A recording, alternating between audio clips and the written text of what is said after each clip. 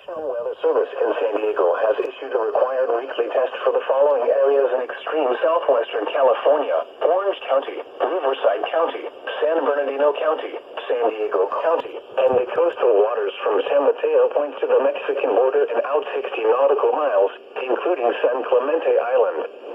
A test signal was broadcast to test the public warning system. The test is normally conducted between 10 a.m. and noon each Wednesday, weather permitting.